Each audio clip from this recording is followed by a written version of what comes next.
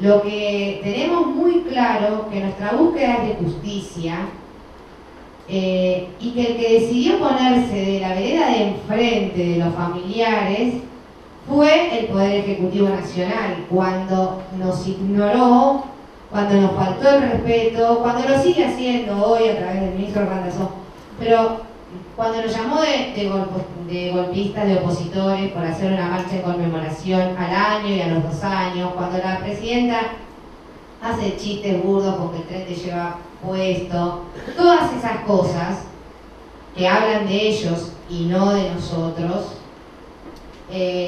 son las que en algún momento pueden confundir al resto de la sociedad pensando que nosotros somos un grupo opositor a este gobierno. Nosotros somos un grupo de familiares con una tragedia a cuesta que salimos a luchar por justicia y que invitamos a todos y a cada uno de los ciudadanos de nuestro país a que nos acompañen en esta lucha. Después, en el cuarto oscuro, que cada uno vote lo que quiera. Que no es un problema nuestro y nosotros no hacemos ni campaña para uno ni para el otro. Pero creo que muchas veces sí les da resultado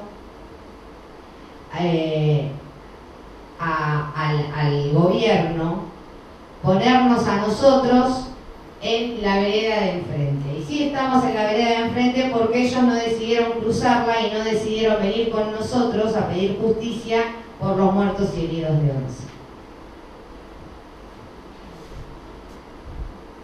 ¿Alguna pregunta? Bueno, pregunto yo.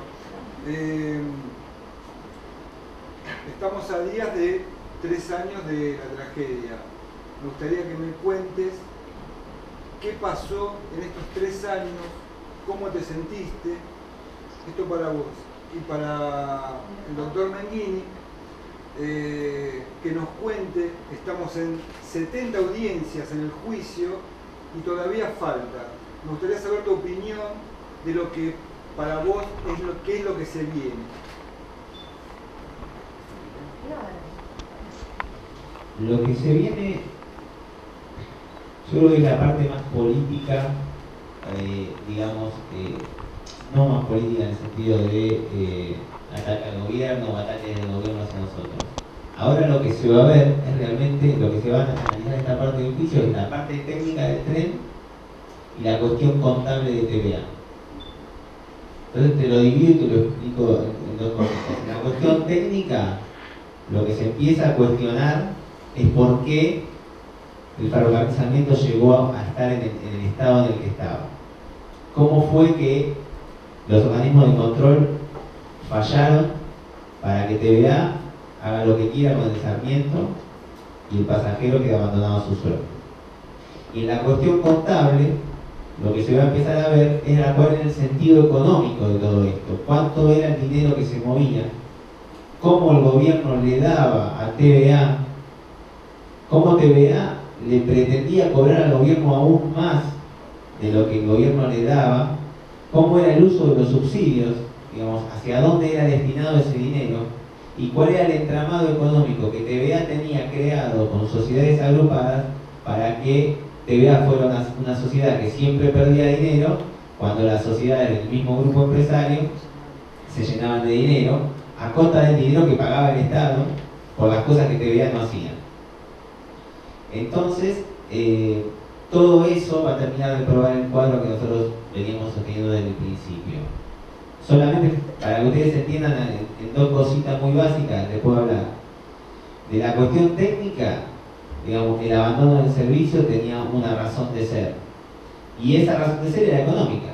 Entonces las 2 cosas que ahora se van a ver claramente, van a ver cómo están conectadas entre sí. Por ejemplo, le voy a dar una cosa que lo van a entender claramente. El mantenimiento de los trenes estaba a cargo de TVA. La reconstrucción de los trenes estaba a cargo del Estado.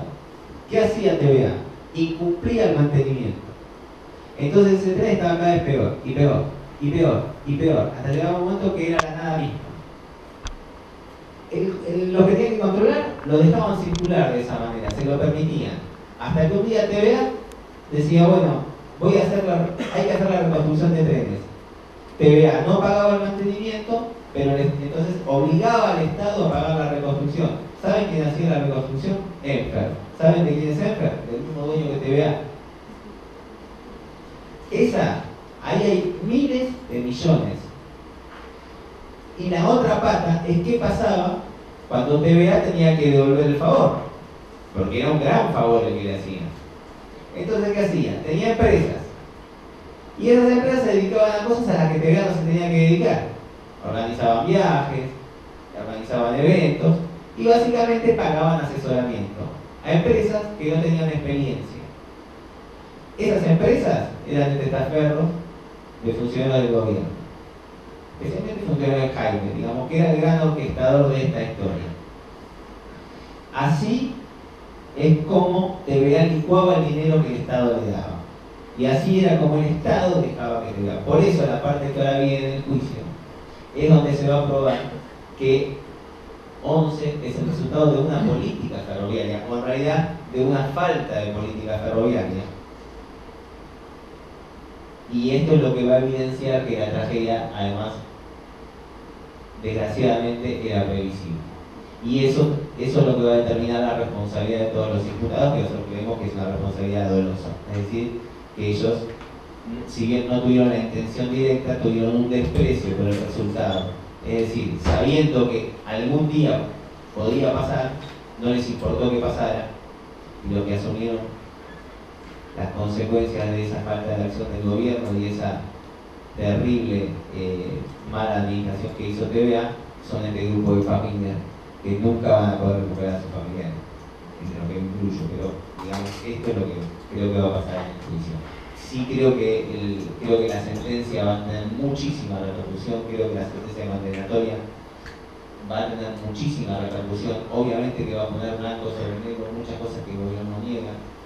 Básicamente va a evidenciar que lo que se está haciendo como una llamada revolución ferroviaria es algo que el gobierno podría haber hecho muchísimo tiempo antes. No solo el cambio de trenes, sino las condiciones de seguridad que hubieran evitado la tragedia, que serían cuestiones muy técnicas, pero bueno, eso creo que es lo que va a pasar en el juicio. Con estos tiempos que está llevando la justicia, ¿cuánto crees vos que falta para este veredicto? Faltan unos 35, 40 testigos, pero entre esos hay 10 que se van a llevar mínimo cada uno de ellos una semana, porque el juicio avanza de a 2 días por semana. Así que yo calculo que estaremos en junio dándonos los plazos para que empecemos a alegar sobre las pruebas. Para que ustedes entiendan, el juicio tiene 29 procesados, 29 imputados. Aparte de nuestro grupo de querella, hay 2 grupos de querella más, que son mucho más complacientes, digamos, los imputados. Digamos, uno directamente dice que la responsabilidad es del Córdoba, que los funcionarios no tienen nada que ver. Uno va en ese camino y quedamos nosotros que estamos realmente muy apoyados por la Fiscalía, que también es muy importante que ustedes entiendan esto, digamos. La acusación la puede hacer la parte, pero si no acusa el Ministerio Público, si no acusa el fiscal, no hay condena. Y cuando empezó este juicio fue elevado a juicio con una acusación de parte del Ministerio Público que decía que era un homicidio culposo. En realidad que era un estrago doloso, que era un accidente de tren seguido de muerte y heridos, pero con carácter de culposo. Así el fiscal Delgado acusó en la etapa de instrucción. Esta Fiscalía está trabajando en el juicio, apoyándose en nuestro testimonio, en las cosas que nosotros fuimos presentando y digamos, de la fruta que cae de madura muchas veces, que es lo que dicen los testigos que se van acumulando, están mutando ese criterio. Entonces yo creo que va a llegar a una acusación en julio por parte del fiscal, también con carácter de doloso. Yo estoy muy no esperanzado, pero sí bastante convencido de que eso va a pasar.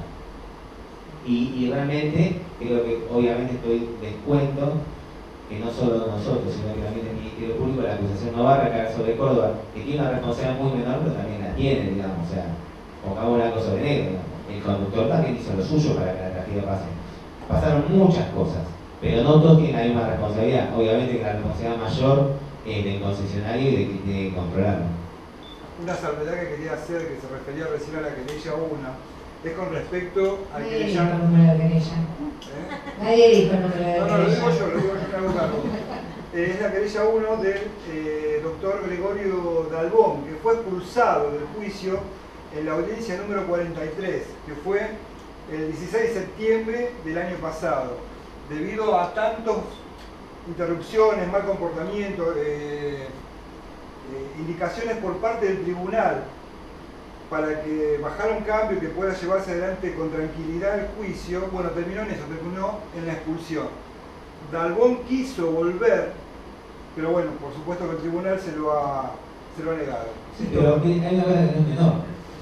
Dalbón representa a un estudio que se dedica a hacer juicios entre víctimas. No tiene un interés directo personal como puede representar este grupo de familias. Tiene un interés claramente económico sobre el resultado del juicio y una eventual reparación económica sobre las víctimas. Entonces no le interesa demasiada la verdad, le interesa la responsabilidad a la hora de litigar civilmente. Esto es lo que diferencia claramente a las que ustedes tienen que entender eso. Nosotros no estamos buscando una condena para después, en base a esa condena, hacer un reclamo económico.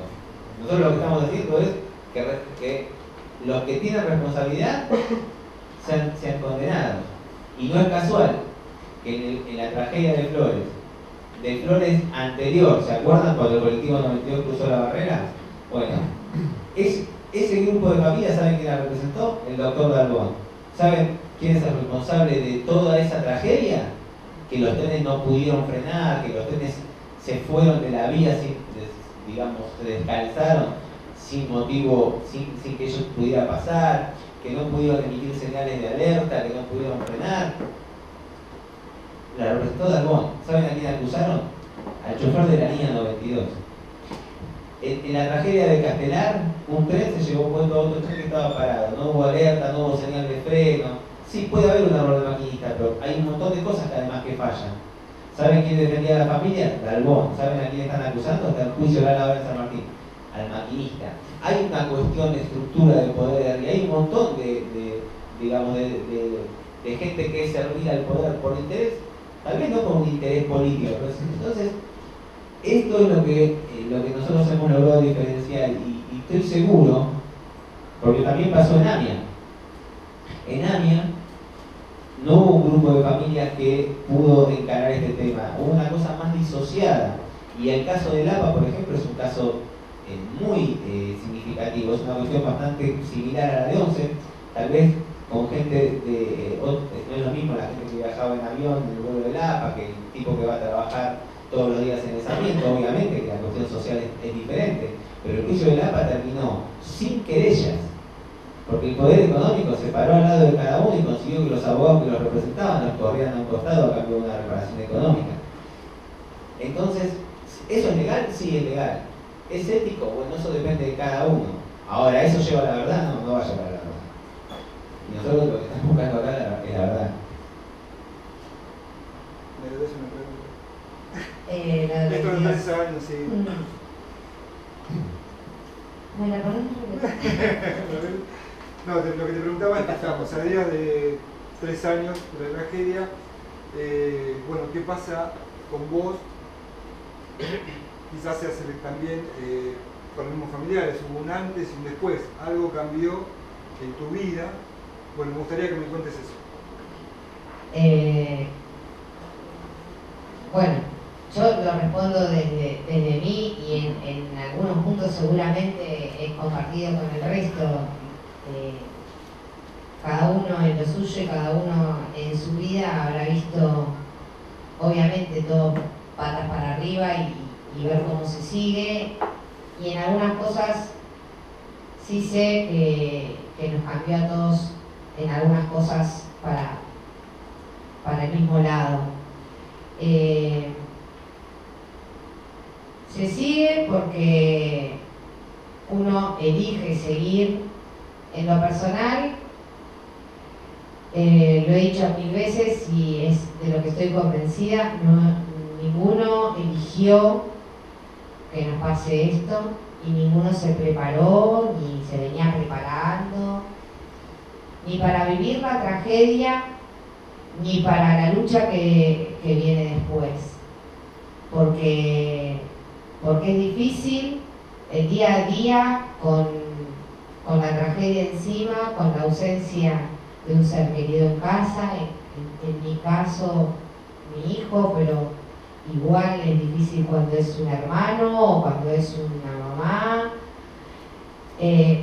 Pero más allá de eso, el elegir luchar por justicia también lo hace difícil, porque durante estos 3 años, a veces de manera más personal o a veces de manera más general, uno tiene que aguantarse injurias, faltas de respeto. Los familiares, cuando vemos el trencito inflable en la costa, todos sentimos que es una falta de respeto.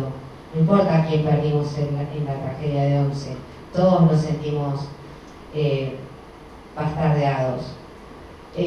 Cuando escuchamos alguna declaración de algún funcionario, y también muchas veces de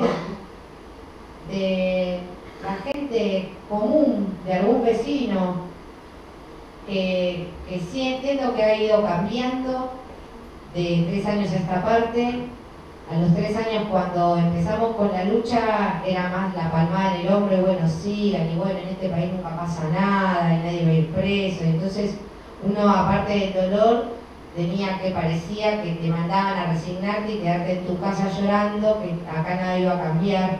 Eso genera muchísimo dolor también.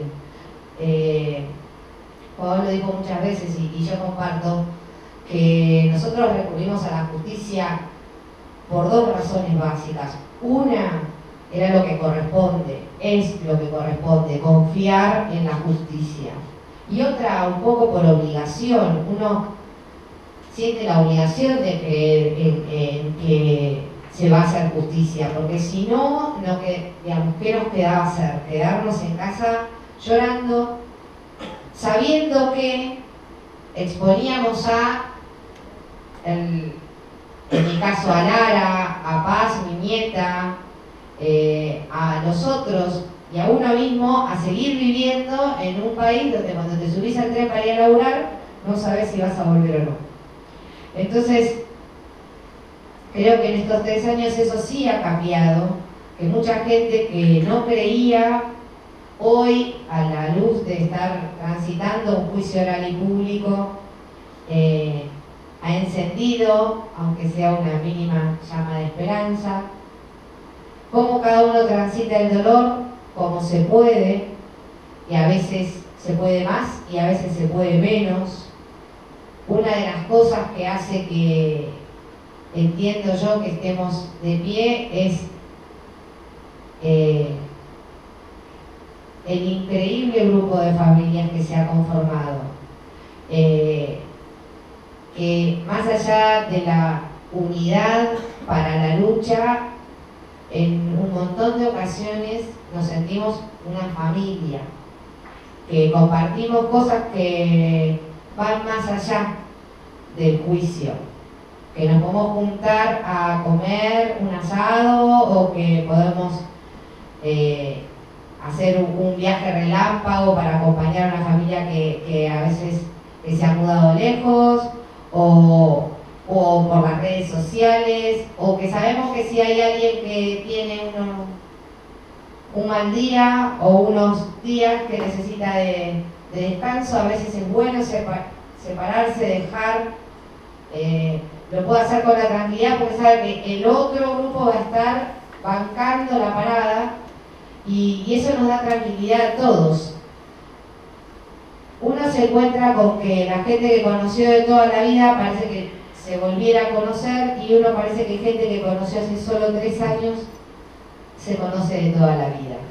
Me ha pasado con Aide, a mí en lo personal, de poder comentarnos cosas que nos pasan, que me pasan a mí, y digo, yo estaré ya media chapa, y cuando sé que le pasa a ella lo mismo, digo, bueno, ya somos 2 chapas.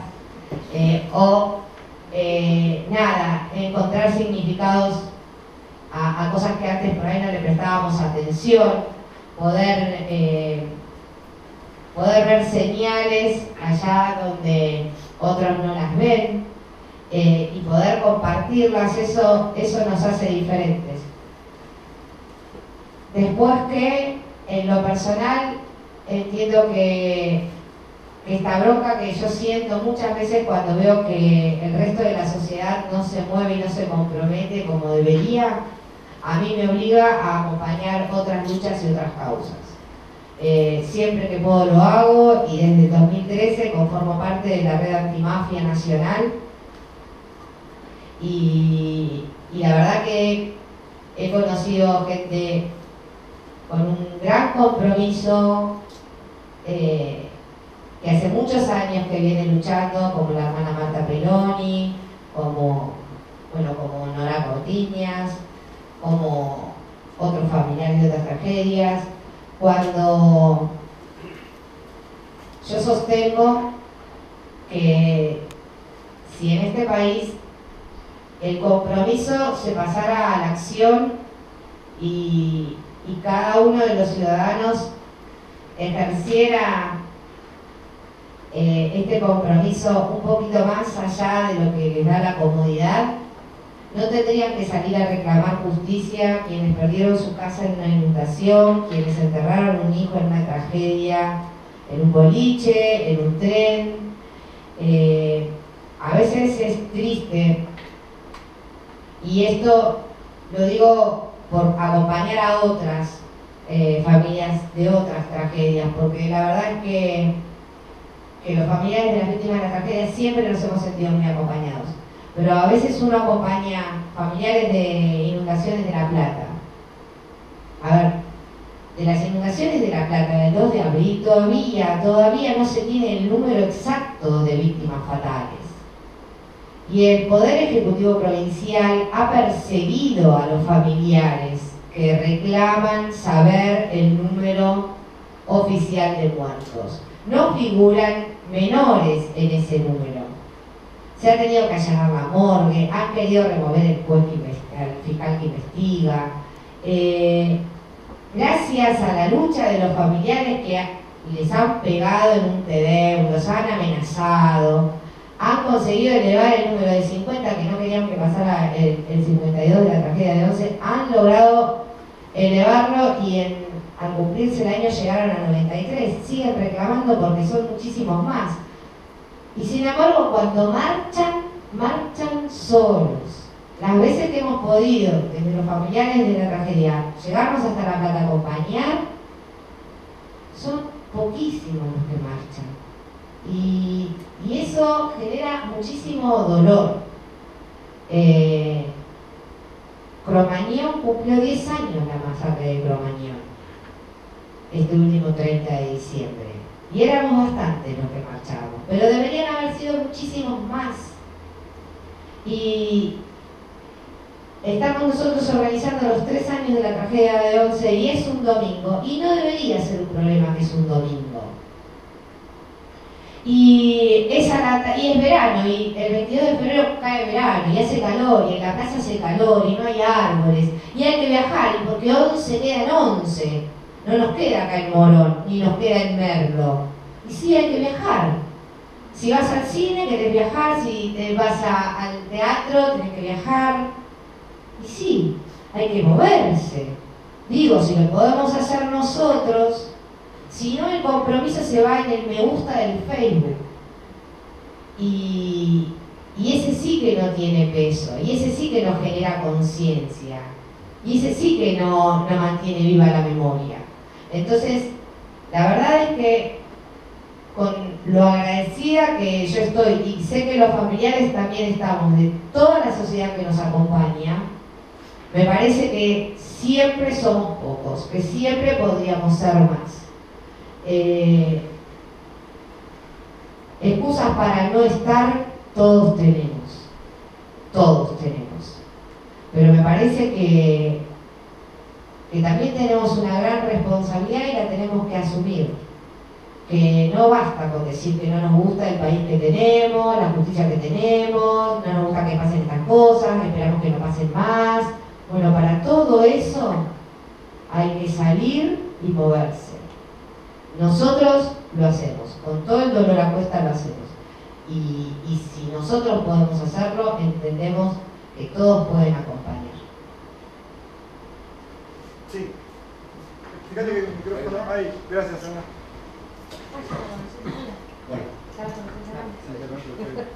Mi nombre es Gonzalo. Con respecto a lo que decías recién, ¿no? Y Leo hace un rato decía que cuando los informes del juicio de la tragedia desaparecían, es como, de los medios, es como que él sentía que avanzaba más. Yo creo que, escuchándote recién reflexiono, digo, Acercate un poquito al micrófono. si estuviera un poco más en los medios, no ayudaría más a que acompañen acá. Todos tenemos más conciencia. Yo creo que al revés. Si nosotros logramos que los medios vengan, y los medios vienen cuando somos un montón. Lo que pasa, en la realidad, no es lo que los medios nos muestran. Ahora, nosotros podemos hacer que los medios muestren lo que pasa en la realidad. Sí. Y si nosotros, digo, la Plaza de Mayo seguramente van a ir todos los medios, como nos han acompañado los años anteriores, porque la Plaza de Mayo se llena, con carteles solo de justicia, un hecho político inédito en nuestro país y que este grupo está orgulloso de haber realizado. La Plaza de Mayo del 22 de febrero del 2013 fue el hecho político más importante. Y fíjate ahora cómo cuesta que la gente entienda lo que es dejar de lado las banderías políticas. Lo logramos, lo conseguimos, lo repetimos en el 2014, no tengo duda que lo vamos a hacer en 2015. Para mí, nosotros lo que tenemos que lograr es al revés, es nosotros imponerle la agenda a los medios. Los medios no brindan agenda. Y cuando los medios estuvieron, de lo que decía el doctor, la verdad, y que en esto también yo quiero hacer un reconocimiento al trabajo que viene haciendo Silvio cada lunes y cada martes en Comodoro Pi, porque viene a suplir una tarea que hacía el doctor con la doctora Leiva también, al final de cada audiencia, de tratar de hacer un resumen lo más objetivo posible para contrarrestar o tratar de contrarrestar lo que otros salían a decir a los medios, confundiendo absolutamente todo, cuando el juicio no tiene posibilidad de ser televisado. De hecho, en la primera declaración, que fue la de Marcos Córdoba, salió el doctor Darbón a decir se autoincriminó, y no era lo que había pasado, muy por el contrario, fue lo que pasó ahí adentro. Ante esa confusión el doctor hacía los informes, la verdad que era un trabajo extra y que aparte les llevaba tiempo, pero los familiares lo precisábamos para poder explicarle a la gente que lo que decían los medios no era, así que a partir de que Silvio empezó a publicar cada una de las audiencias, nosotros, como verán, porque aparte se ve en las redes, compartimos todos la crónica de Silvio porque es un reflejo de lo que sucede ahí adentro. Gracias. No, lo que yo quería, una sola cosita. No es que yo digo que el juicio avanza más cuando los medios no están. Lo que digo es que los medios suelen cubrir cosas que no son tan trascendentes. Entonces aparece en determinado momento porque hay un escándalo entre dos abogados y van a ponerte el micrófono para que vos te pidas sobre una pelea de dos abogados que tienen el orgullo herido por una cuestión X y se la quieren zanjar en el juicio, le faltan el respeto al proceso, al tribunal, a las víctimas, y lo hacen. Ahí van los medios a cubrir lo que no es interesante, sino a cubrir lo que hace ruido.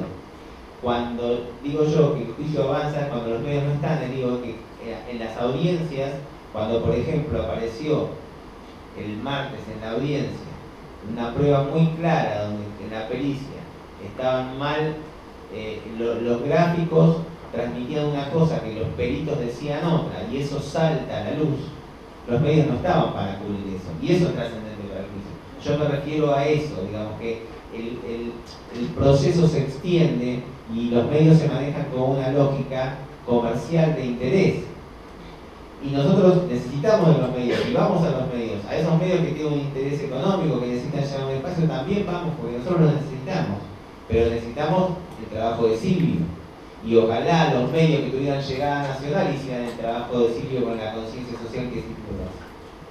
Eso es lo que nosotros vemos. Eso está. Claro, no está armado esto, no pienso. No, pero es absolutamente cierto. Mire, yo te voy a contar una cosa. A mí me llaman muchísimos periodistas para que le explique las cosas. Quieren decir, che, ¿qué pasó con el... ¿Por qué el tipo falso testimonio? Entonces me llaman y me dicen, ¿qué es un falso testimonio? ¿Pero por qué se va? ¿Y quién lo va a procesar? ¿Y ahora qué tiene? ¿Que ir al juicio? ¿Quién nos agarra este juicio? ¿Vamos a Dios? Y son periodistas que tienen un gran medio. Y me llaman para eso.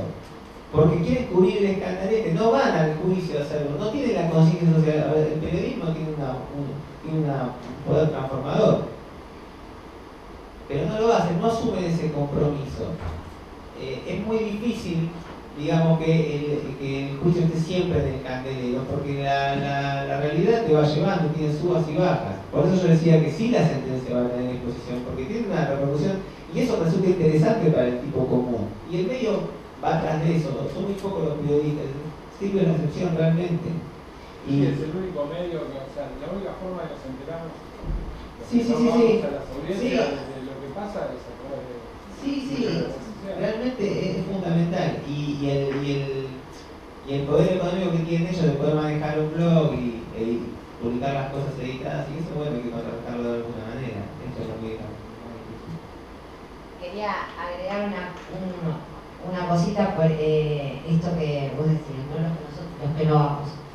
Los que vamos a las audiencias nos ha pasado, por ejemplo, que me parece que también es algo que se puede contar para que el resto sepa. El juicio es oral y público. Público es va quien quiere. Entonces por ahí a veces digo, voy a acompañar a los familiares.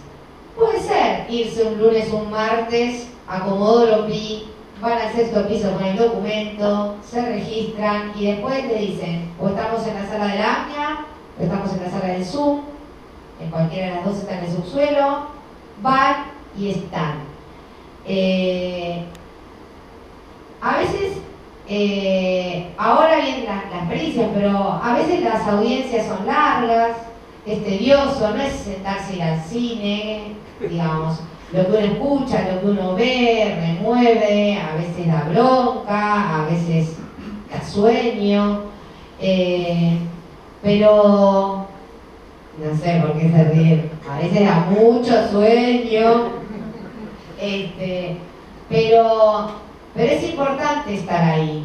Y hemos tenido durante todo el fin del año pasado la compañía, por ejemplo, de 2 ciudadanos que viven 6 meses acá y 6 meses en Francia.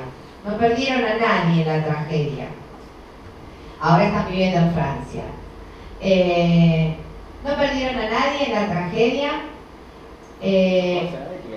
No conocen a nadie que viajara en Sarmiento, no nada, digamos. No sé cómo llegaron ahí. Ellos estuvieron acá cuando fue el choque. Se conmocionaron muchísimo, se fueron después a Francia, vuelven al año y cuando empezó el juicio empezaron a venir y estaban todos los lunes y martes ahí, inclusive en el cumpleaños de Alan, que es uno de ellos, y entonces venía la señora, son personas mayores, yo no me acuerdo la edad que tiene, pero son personas mayores. Ha habido días de lluvia intensa, Comodoro Pi es horrible, es un páramo, hace siempre más frío que en otro lado, parece que llueve más que en otro lado. Y yo decía, no va a venir, porque aparte, ¿por qué vendría? Y sin embargo, estaban ahí. Y esas cosas, aunque parezcan mínimos detalles, a los familiares, para seguir adelante y para seguir de pie, sí son muy importantes. Y aparte, para saber de qué se habla cuando se habla de un juicio oral, qué es lo que pasa, digamos, por muchísimas razones está bueno, pero fundamentalmente porque es una manera más de acompañar a los familiares. Sí, había una pregunta. Bueno, mi nombre es Andrés Garzón, yo soy parte del grupo familiar. Y quiero preguntar al doctor, de acuerdo con el acto, tocaste dos factores, que es la parte técnica y la parte económica, que es fundamental a este juicio. Mi pregunta es lo siguiente: cuando lleguemos al final, cuando se produce el debate, ¿cabe alguna posibilidad de que se procese a algún funcionario más? Sí, bueno, él es uno de los que viene siempre como AOPI, lleva con mucho interés a la pérdida, y como todos. Sí, de hecho nosotros siempre sostuvimos que acá hay un gran ausente. Para muchos hay dos grandes ausentes, una gran ausente y un gran ausente. La razón de por qué el ausente que yo menciono, que es el ministro Julio De Vido, no está procesado, obedece a unas cuestiones que por ahí son un poco técnicas, pero que tienen que ver con lo que es el acto administrativo en sí. Digamos, los funcionarios que están imputados de la tragedia son funcionarios que tuvieron a su cargo actos administrativos, la obligación de hacer cosas que no han hecho, y esa responsabilidad sobre el acto administrativo es lo que lo lleva a la responsabilidad. El ministro De Vido era un ministro muy poderoso con muchas áreas. El Ministerio de Planificación tenía era Ministerio de Planificación y Obras Públicas. Entonces, ese ministerio se llevaba muchas actividades, entonces estaba como descentralizado. Pero sin embargo es el gran mentor de la política ferroviaria.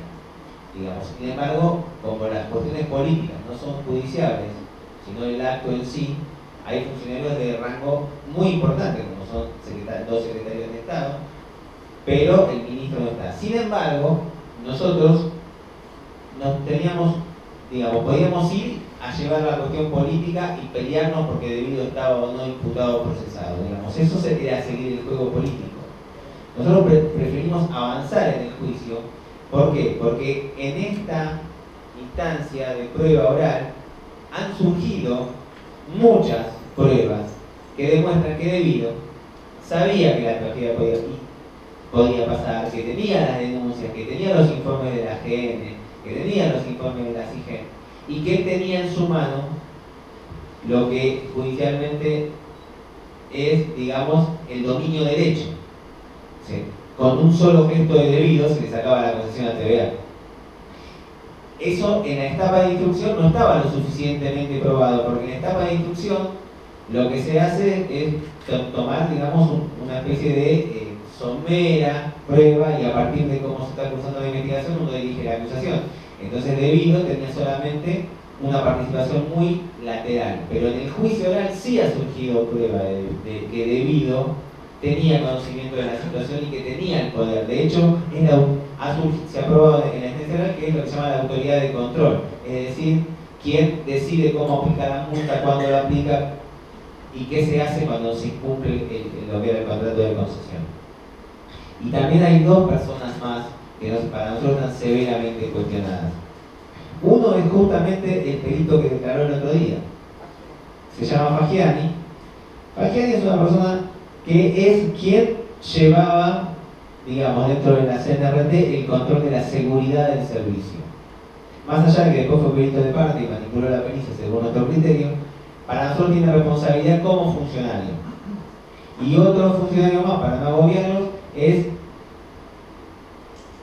el director de la UNIRREM. ¿Qué era la UNIRREM? ¿Qué es la UNIRREM? La UNIRREM es lo que se llama la unidad de renegociación de contratos. ¿Qué hizo el gobierno? Cuando el gobierno decidió congelar las tarifas, dijo, bueno, vamos a revisar todos los contratos que hizo Menem, porque Menem hizo todo mal. Lo cual yo creo que es cierto. Pero se tomaron demasiado tiempo. Entonces la UNIRREM nunca llegó a revisar los contratos. ¿Y qué hacía la UNIREM? Acumulaba las multas que le aplicaban a TVA para una eventual renegociación del contrato y usaban como moneda de cambio las deudas del Estado para con TVA y la deuda de TVA con el Estado. Y eso lo iban acumulando en un lugar que en algún momento iban a ser negociadas en la renovación de este contrato de la privatización de los ferrocarriles. Eso nunca llegó. Este Simeonov, se llama este personaje, nunca movió un dedo, ni siquiera conformó las comisiones para negociar la renovación del contrato ferroviario. Si se hubiera renovado el contrato ferroviario, hubieran cambiado las condiciones, posiblemente en esas condiciones hubieran estado los nuevos coches, las nuevas condiciones de seguridad, y esta tragedia previsible no hubiera llegado. Entonces yo creo que hay tres grandes ausentes para resumir. Uno es el ministro de Vido, el otro es Fagiani de la CNRT y el otro es Simeonov de la UNIREM. Son funcionarios por ahí muy técnicos, pero que tienen una responsabilidad directa en la política ferroviaria.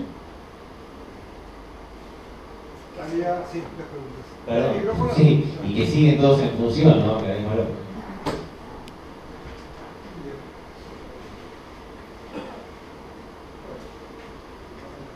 Gracias. Hola.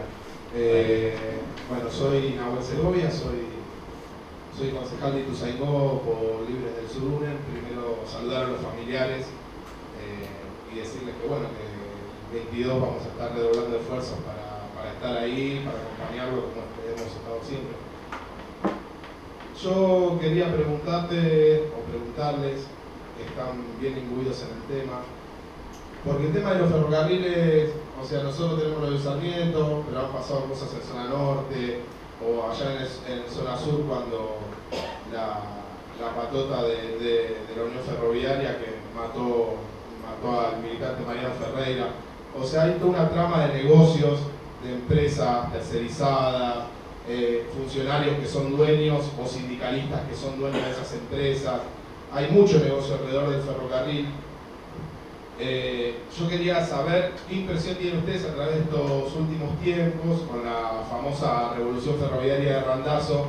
Si ha cambiado algo, apenas nada, con respecto a toda esta trama de negociaciones, de negociados, de empresas, de patotas, de sindicalistas dueños de empresas, bueno, de funcionarios ricos a través de los subsidios. Y si ha cambiado algo de todo esto, o si en realidad es pura pintura y propaganda en la televisión. La verdad es que cuando uno empieza a ver lo de... A mí me ha tocado leer, por ejemplo, el diario del juicio de Mariano Ferreira, y cuando empezás a leerlo, empezás a encontrar los mismos nombres que encontrás detrás de la tragedia de Once. Los mismos, hasta los mismos abogados, defensores, los mismos. La trilogía entre los sindicalistas corruptos, los funcionarios y los empresarios, creo que el juicio de Mariano tuvo que ver con esa pata del sindicalismo corrupto. Pedraza, amigo de la presidente, que ella de hecho insta a los otros gremialistas a que sigan el ejemplo de Pedraza, hoy está preso por el crimen de Mariano Ferreira. Y creo que el juicio de la tragedia de Once toca las otras dos patas de esta trilogía siniestra, como la denominó el juez Bonadío, que es la política y la de los funcionarios y la empresarial. La verdad es que entiendo que no podemos confiar en que haya cambiado demasiado cuando en vez de tener la compra de trenes nuevos con un proceso de licitación como corresponde, transparente, se hagan compras directas donde nadie sepa ni opine ni se sepa que se compra, solo por sentido común y sin hacer un análisis muy acabado, digo, algo que podemos razonar todos juntos. Compramos trenes a China, perfecto. Supongamos que compramos trenes a China porque reactivar Tafí Viejo, aún que ya se inauguró en unas cuantas oportunidades, va a llevar un tiempo. Bueno, compremos trenes a China. Nosotros vamos a comprar trenes a China que no tienen una historia en materia ferroviaria. Pero bueno, algo tienen que hacer y algo tienen que salir a vender. Compramos trenes a China. Tienen varios rangos de calidad los trenes en China, de 1 a 10. Compramos categoría, calidad 2. Bueno, los pagamos caros, los pagamos sin control. Nos los hacen a nosotros, es decir, los diseñan especialmente para nosotros. Los primeros que llegan de China son los de la línea Mitre. No, de la línea San Martín, perdón. Dicen, esos trenes tienen 1 año de garantía los trenes cuando llegan de China, 1 año cuando tocan puerto. Los trenes que llegaron para la línea San Martín estuvieron 1 año en Villaluro. Uno pasaba con el Sarmiento y veía trenes nuevos, trenes que decían del Bicentenario, eran raros porque son diésel, no son eléctricos. Estuvieron 1 año ahí, se les terminó la garantía y no los habían puesto. ¿Por qué? Porque cuando los ponen en la línea, el andén no le correspondía al tren, entonces el andén le quedaba acá, entonces había que remodelar todos los andenes, pero lo hicimos a medida, a medida para después salir a hacer todos los andenes de la línea San Martín. Los subtes que se le entregó al gobierno de la ciudad cuando fue el lío del traspaso, que sí, que no, que sí, que no, los inaugura Macri, pero fueron comprados por Transporte de Nación. No entraban de ancho. Es decir, ahí no supimos medir el ancho. En el San Martín no supimos medir el alto. Esta desprolijidad, digo, porque son millones.